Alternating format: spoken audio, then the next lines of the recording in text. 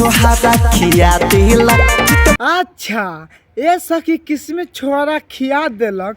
सुन तारा भाई लोग भौजी के कितना राज बा। ए भौजी आ किस्में छोरा खिया के का कैले पटा के पेल देले का तनी आगे बोला त का हाल बा भाई। त आज हम फिर से बात कैले बानी भोजपुरी गाना के। भाई लोग कसम से कहते हैं आज के वीडियो बहुते गर्व फार बनल बता। वीडियो बना के बस एक ही मकसद बा, आप सभी को दिल से हंसाने के लिए, ना किसी को दिल को ठेस पहुंचाने के लिए। तब बिना कोनो लानो लहसुन के आज के बकचोदी स्टार्ट करते हैं।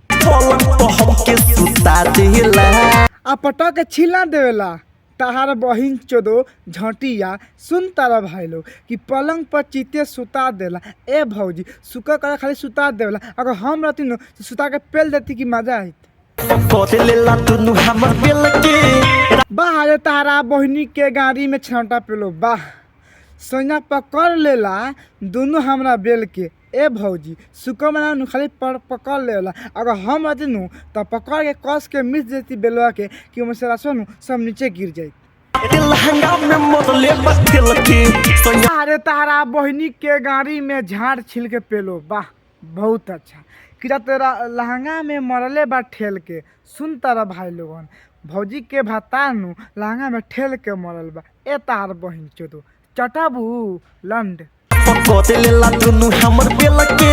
ए भौजी तहार बात सुन के नु हम ये लगा था कि तहार भाता नु पक्का बुढ़ छुछुनर बा।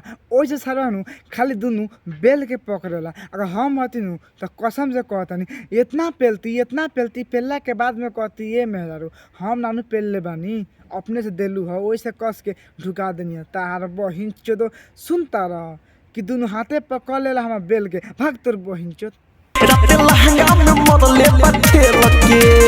पक्का गड़िया फाट गई तहार बहिन चोत। सुन तारा भाई लोग तोनी बताओ लोगन जब लहंगा में कोनो के बता ठेल के मारी त गाने ना फाटी।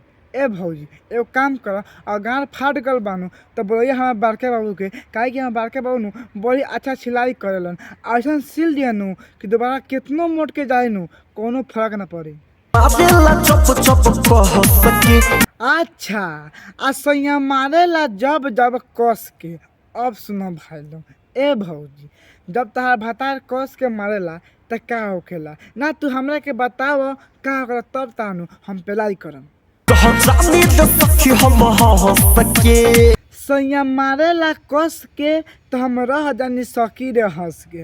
अब देखा भाई लोग सुन तारा भौजी के बकचोदी कैसे कहतिया तोहनी बतावा लोगन कामना ऐसा कौन ऐसा मेहरारू बहन चोद कि अगर भता कस के मारी तो हंस के रह जाई। ए भौजी ज़्यादा बकचोदी करबू नु तो गधा करन पेल देम अटकले रह जाई। प्यार करेला खेला खेल के।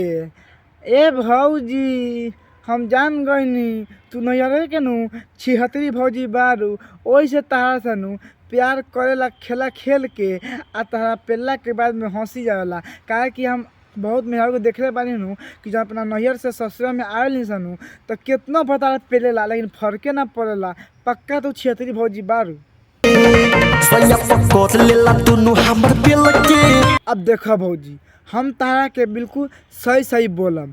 अब तू बतावा तू बारू मरद हम बनी मेहरारू तो जब हम तू हमरा के बाबू लेवे चाहे हम तारा के जाम देवे तो हमारे साथ तू का करबू तू करबू हम कम। देखा हमरा तहाँ जहाँ तक पता बा तहाँ तक मेहरारू के दूगो बेल होखेला उहो कहाला दबावे खातिर। तो तोहरे बेल बा तो भतार बा दबा सकता तो अपना सखी से कहा कहतर।